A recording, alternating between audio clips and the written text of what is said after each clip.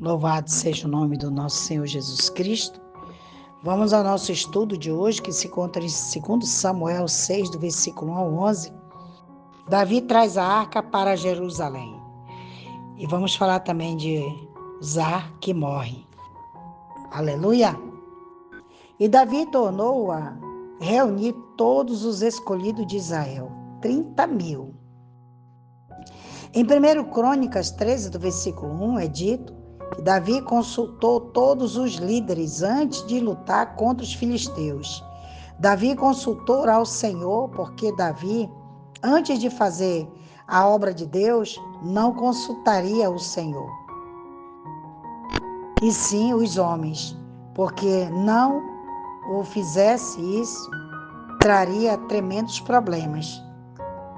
E Davi levantou-se e se foi com todo o povo que tinha consigo, e a Baalã de Judá, para transportar dali para cima a arca de Deus, sobre a qual era invocado o nome do Senhor dos Exércitos, que nela se assenta entre os querubins.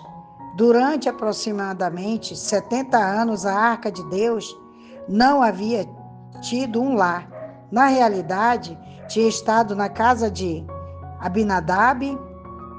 Há algumas indicações, segundo os salmos, de que ela foi um pouco negligenciada, possivelmente ainda estando em um campo. Está lá no Salmo 132, do versículo 6. Infelizmente, a igreja moderna trata mais ou menos da mesma maneira a presença de Deus, da qual a arca é um tipo.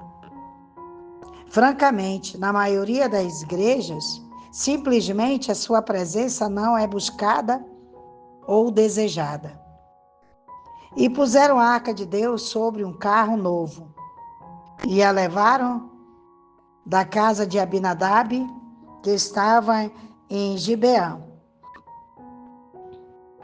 A lei de Moisés dizia que os sacerdotes deviam carregar a arca sobre os seus ombros. Os sacerdotes eram um tipo de Cristo, mas Israel imitou o caminho dos filisteus e contrariando a palavra de Deus, pôs a arca em um carro novo. Infelizmente, os carros novos são muitos na atualidade. E os filhos de Abinadab, Uzá e Aiô, guiavam os carros novos. Quando dois chamados líderes espirituais, hoje em dia, estão dirigindo os carros novos, acreditando todo o tempo que estão fazendo grande coisa por Deus. Aleluia, Jesus. E quando o levavam da casa de Abinadab, que estava em Gibeã, com a arca de Deus, Aiô ia adiante da arca. E o que parecia ter começado tão grandioso terminaria tão mal. E Davi e toda a casa de Israel lembravam diante do Senhor com toda a sorte de instrumentos de madeira, de cipreste e de cedro, com harpa, salteiros, pandeiros, flautas e símbolos. Os carros novos sempre estão acompanhados de grandes atividades religiosas. Entretanto, tudo isso é uma obra da carne. Se Davi tivesse consultado o Senhor, consultado a Bíblia, lá em Números 4, do versículo 15, o êxito e não desastre teria o resultado. Mas ele consultou o homem, está lá em 1 Crônicas 13, imitou os filisteus e organizou um grande evento público, de modo que Davi e os seus planos obscureceram enormemente a Deus e a sua glória. Por conseguinte, o dia terminou em ira e temor. Tudo isso tinha sido dos planos da carne. Aleluia! E quando chegaram à eira de Nacon, Uzá, estendeu as mãos à arca de Deus e a segurou, porque os bois estavam sacudindo. O que o homem erigiu ele e sente obrigado a sustentar a mão, o Deus de Israel não necessitava, como os deuses das nações, de mãos humanas para assegurar. Devemos aprender que Deus julgará a carne, muito mais em israelitas. Um israelita de quê? Do que num filisteu. O Deus vivo é um fogo consumidor e ação da natureza carnal. Pertence à pessoa ou não à família de Deus. E o furor do Senhor se acendeu contra Uzá e o feriu ali. Deus, por aquela imprudência, e caiu ali morto junto à arca de Deus. Dentre todo o povo, quem deve ter cuidado da arca, por toda a sua vida adulta, deveria saber o melhor, que não podia tocar o vaso sagrado. E se entristeceu Davi por ter ferido o Senhor a Uzá, e foi chamado aquele lugar Pérez Uzá, até o dia de hoje. Davi, aborrecido ou não, Deus não mudaria a sua palavra, nem mesmo por alguém que era segundo o seu próprio coração. E temendo Davi ao Senhor,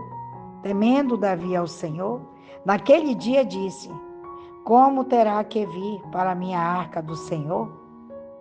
Se Davi tivesse consultado a Bíblia, ele teria sabido como a arca do Senhor deveria vir até a ele.